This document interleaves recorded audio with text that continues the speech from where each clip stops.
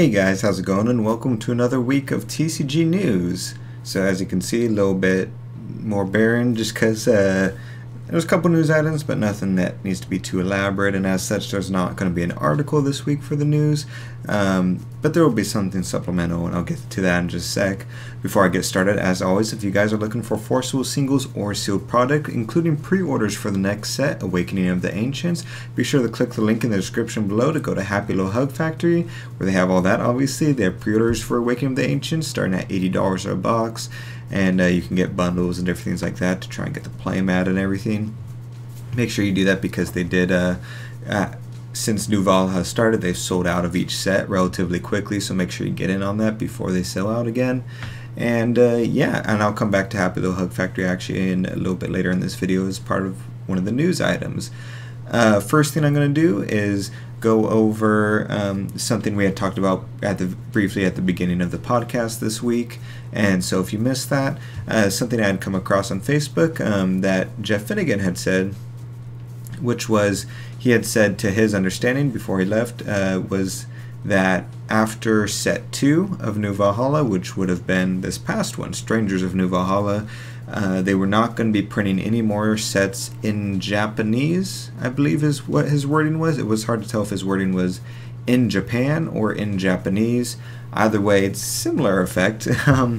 So that I thought was super interesting. It felt like it was kind of expected. A lot of people were speculating that Forcible was going to be pulling sort of their main support out of Japan, especially after they canceled all of the GPs for the season and didn't reinstate any of them. And so it is unfortunate, but Japan, from what we are aware, was one of the smallest markets for them. It was one of those weird things where Forcible didn't sell as well in Japan as it did everywhere else, as opposed to something like Chronicles, which does most of its sales, I think, in Japan, although I think they're looking to expand a little bit more with this newer set here, which is kind of cool. But yeah, so that was just a bit of news that I came across, and if I'm wrong or incorrect about some of that, you can just let me know below if any of you guys are watching. But as it's hard to tell because you know, everything is Japanese, but it's hard to tell if anyone's actually has any pre-orders or anything like that for the next set. But as far as we can tell, there's not. But yeah, so that's an interesting bit of news. It's unfortunate for Japan, but I'm curious, something that Oscar had pointed out is Forcible had often said that they had made a lot of their decisions based on their sort of local bubbles. So based on like the meta, power of cards, what players like and don't like, was based on like their bubble in Japan and what people got their feedback from there, even though it was one of their smallest markets. So with that gone, will that change their thought process? Because that's where a lot of the sort of stronger combos and ideas behind strong cards came from. Or will they just continue as were and just won't use that excuse anymore? We'll see.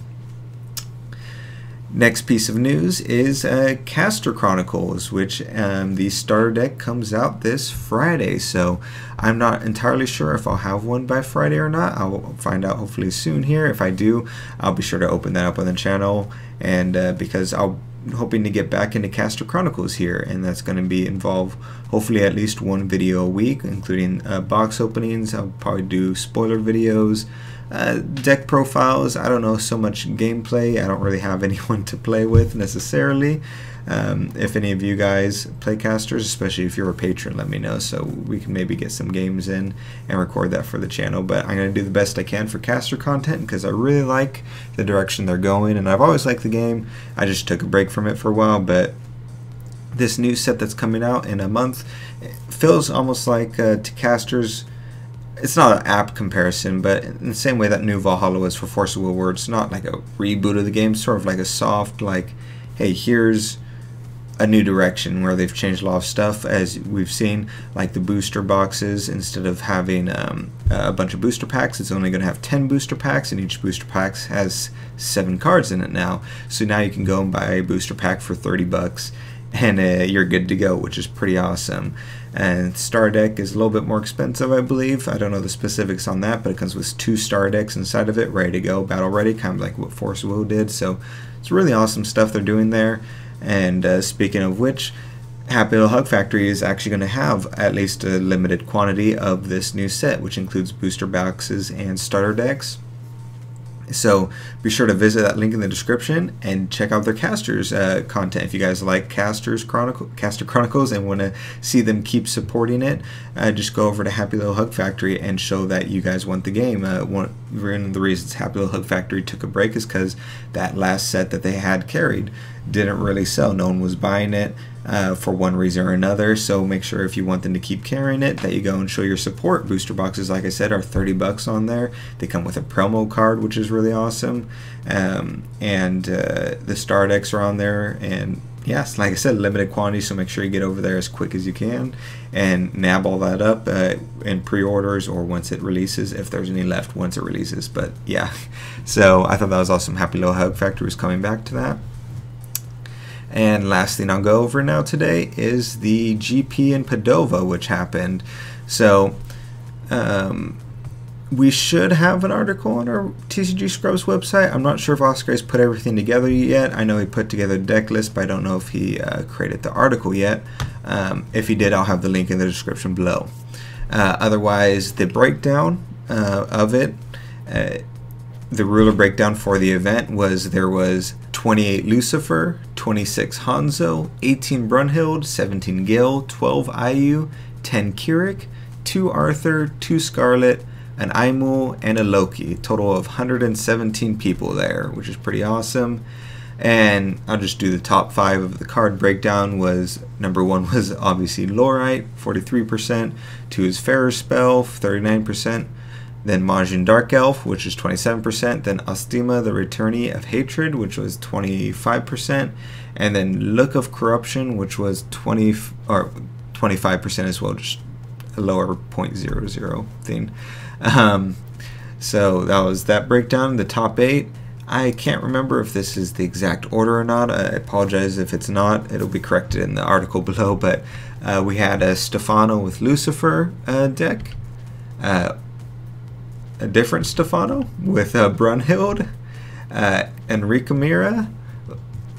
Maria with Lucifer again, Antonio with Hanzo, Giulio with Ayu, Gatena, I don't know why I decided to say people's names, Gatena with Hanzo, Federico with Gil, Luca with Gil, and that's it. So by my count was that 1, 2, 3, 4, 5 decks in top 8, or 5 rulers, so that's pretty awesome.